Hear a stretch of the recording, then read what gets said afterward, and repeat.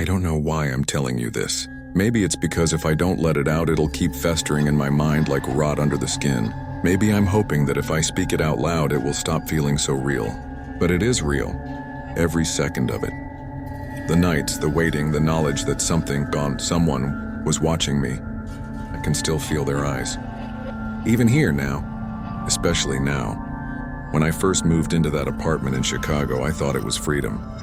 You have to understand, I was 23, fresh out of college, drowning in student debt, with nothing to my name but a mattress on the floor and a few boxes of thrift store dishes. That place wasn't glamorous. Just a one-room studio on the top floor of a 3-story building. Old carpet, a kitchen that barely functioned, walls thin enough to hear my neighbor coughing at night. But it was mine, my own corner of the world. The window was the only real feature of the place. A square of glass facing a narrow alleyway, across from another building nearly identical to mine. I didn't mind it at first. The alley was so tight that cars could barely squeeze through. During the day, hardly any sunlight reached between the walls. At night, it was pitch black, like looking into an open grave. I thought it was just another small detail of city life, another thing I'd get used to. The first night it happened, I had just come home from my bartending job. It was nearly 3 in the morning. My legs were sore, my head buzzing from hours of noise and music and fake smiles. I dropped my bag, kicked off my shoes, flicked on the overhead light, and that's when I saw it. Just a flicker. A twitch of movement in the window across the alley.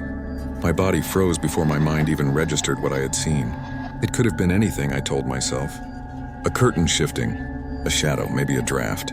The lights in that apartment were off. It looked empty. But the next night it happened again. I turned on my lights and the curtain across the way moved. Not random, not subtle this time. A hand. I swear to God I saw the pale outline of fingers gripping the fabric, pulling it back for the smallest of seconds, then letting it fall again. I just stood there, staring at the darkness beyond that window. Whoever it was hadn't turned on a light. They didn't want to be seen. They only wanted to see. Do you understand how that feels? To realize that your actions, the simple act of turning on a light, had triggered someone else's. That you were part of a ritual you never agreed to join? At first I told myself it was coincidence. Someone awake at odd hours like me. Someone glancing out the window at the exact moment I came home. But it kept happening. Every night without fail. Lights on. Curtain moves, silence, darkness. The first few times I pretended not to notice. I'd make a show of cooking something, scrolling my phone, pretending to ignore it. But inside my skin crawled.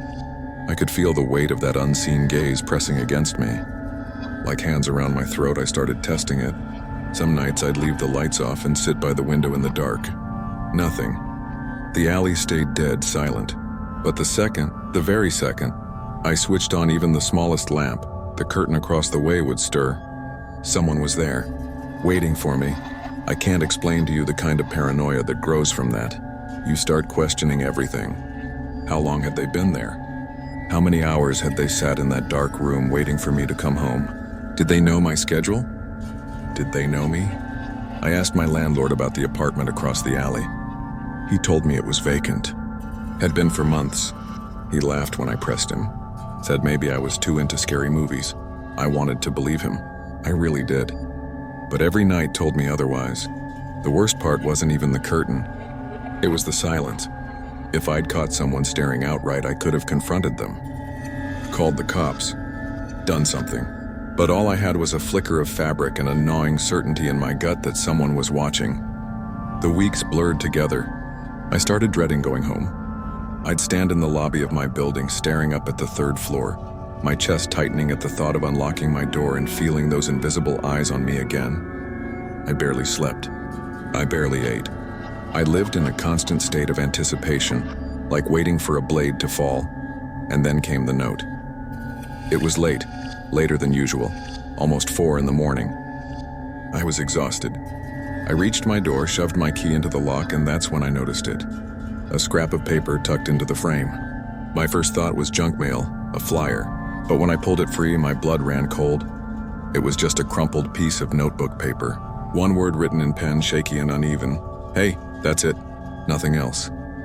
I stood there staring at it for what felt like hours, my heart slamming against my ribs so hard I thought it would break them. My hands shook so badly I almost dropped the note. There was only one thought in my mind: the apartment across the alley. I stumbled inside, locked the door, then ran to the window. The curtain was drawn, perfectly still. I don't know if that made it better or worse. I couldn't stay there another second. I called my friend Jamie, panicking so hard I could barely form words. She told me to get my stuff and come to her place. I didn't even think. I grabbed a backpack, shoved in what I could, and fled. The next day I went back with my landlord. I told him I wanted to see the apartment across the alley. At first he refused, said it was pointless, but I must have looked desperate because he finally agreed. The place was empty.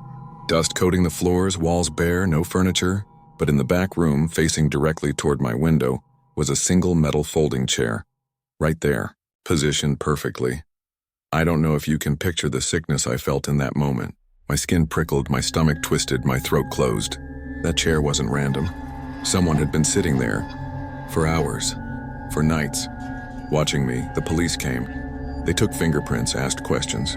Nothing came of it. The apartment had been locked, supposedly. No one should have had access. No explanation. I moved out that week. I couldn't stay another night in that place. But leaving didn't help. Do you know what's worse than being watched?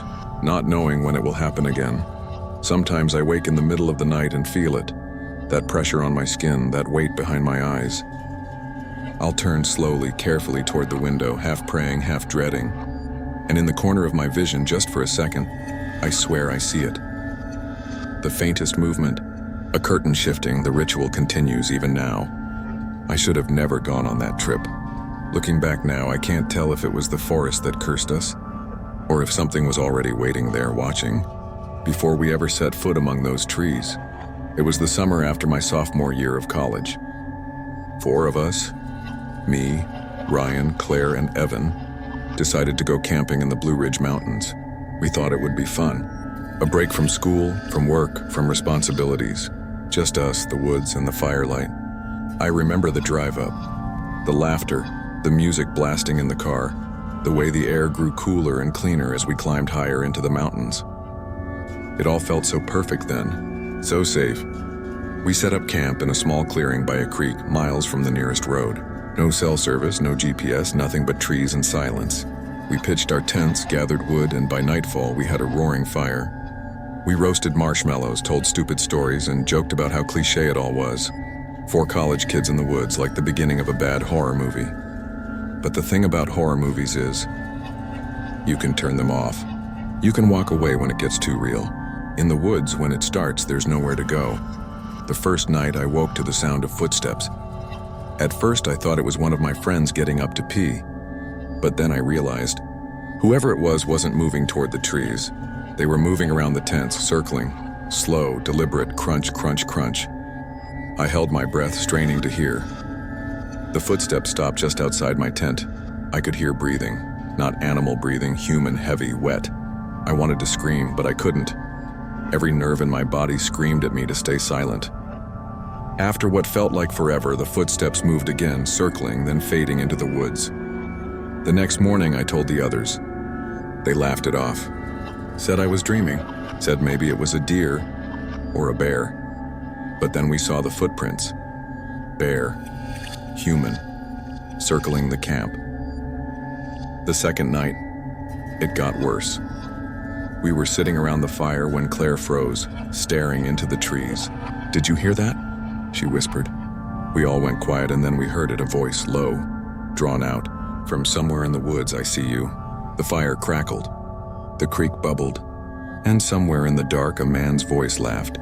We grabbed the flashlights, shined them into the trees, yelling, demanding whoever it was show themselves. Nothing, just shadows. We stayed up late that night, taking turns keeping watch.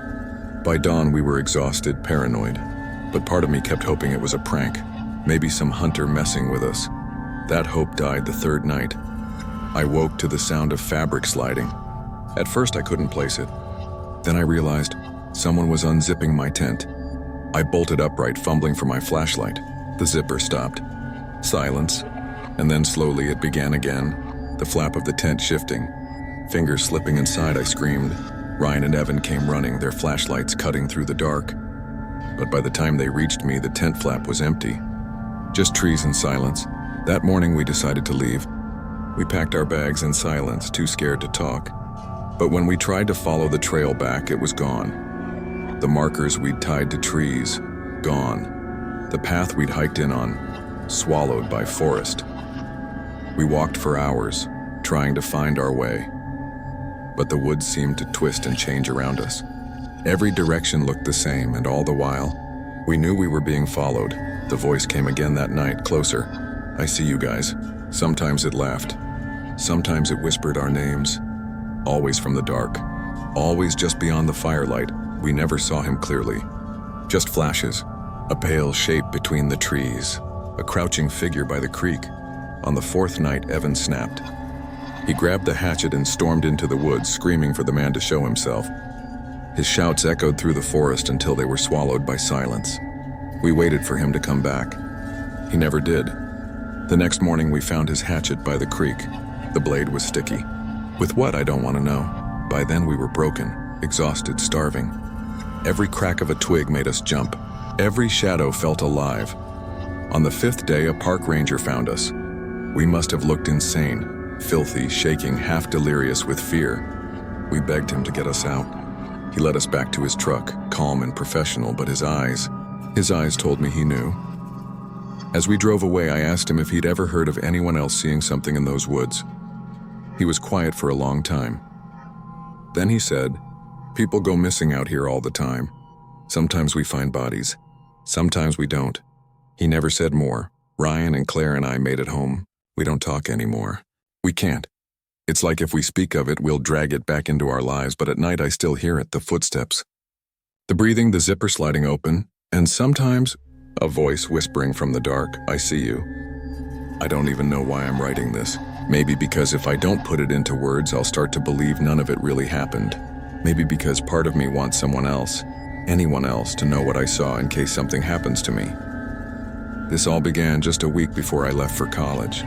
I was supposed to be excited, relieved even.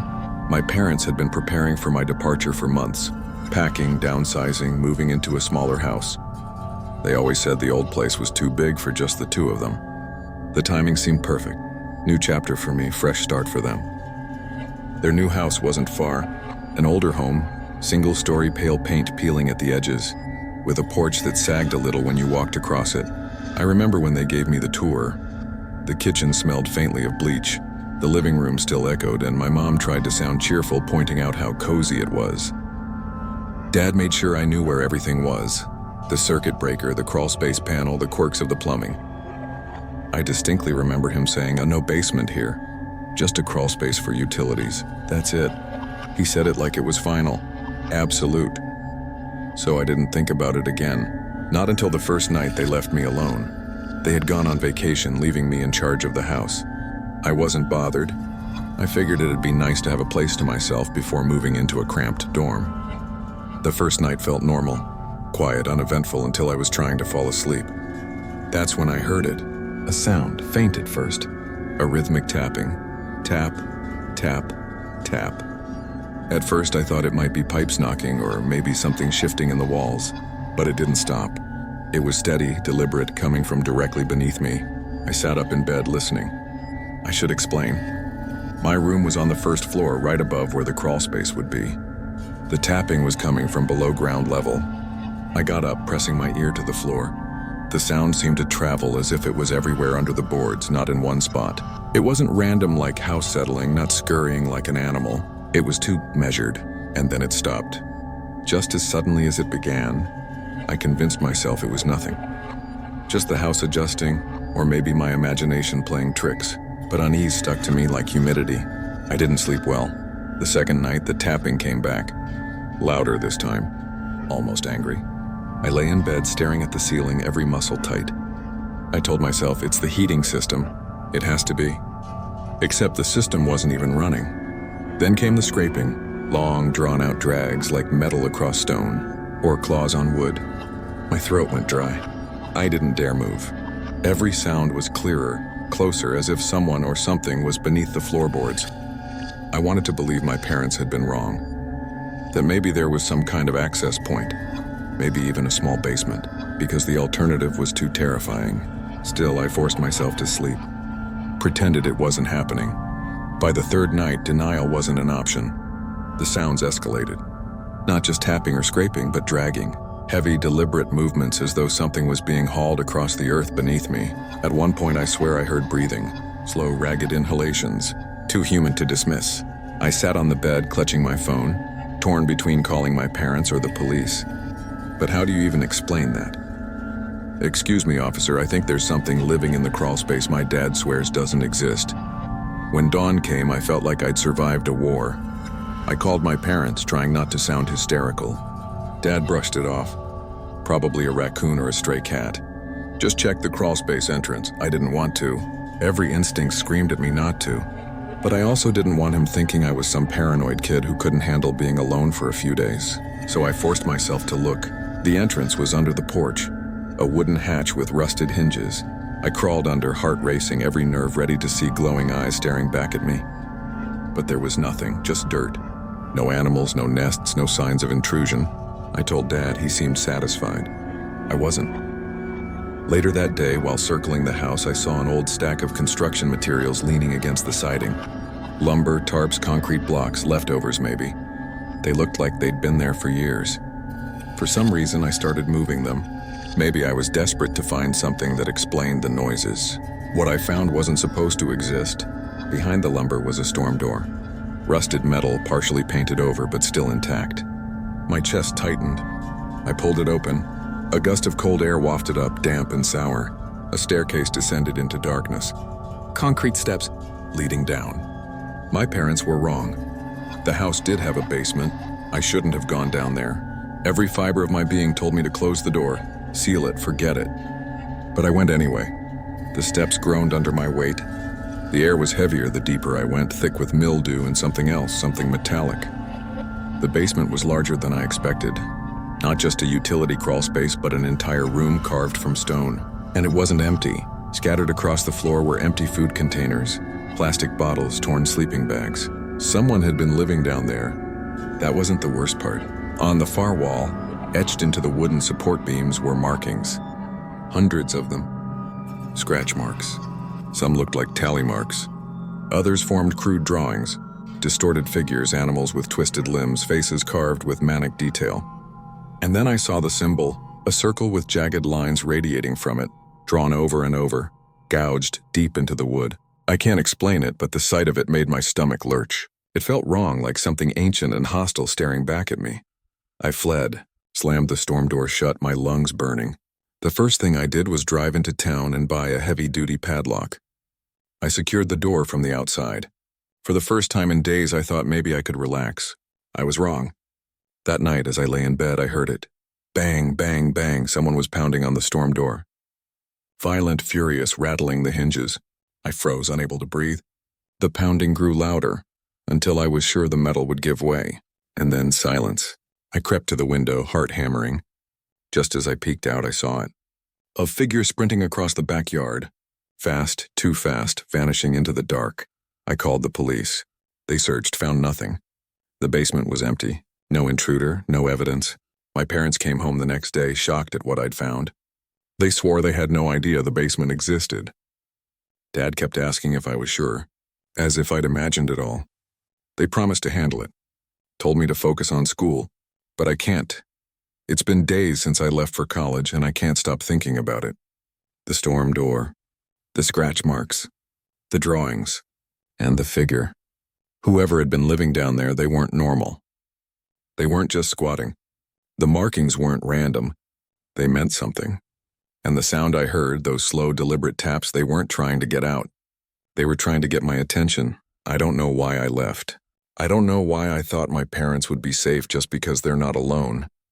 The truth is, I abandoned them. And deep down, I know the house isn't empty. Not really. It never was.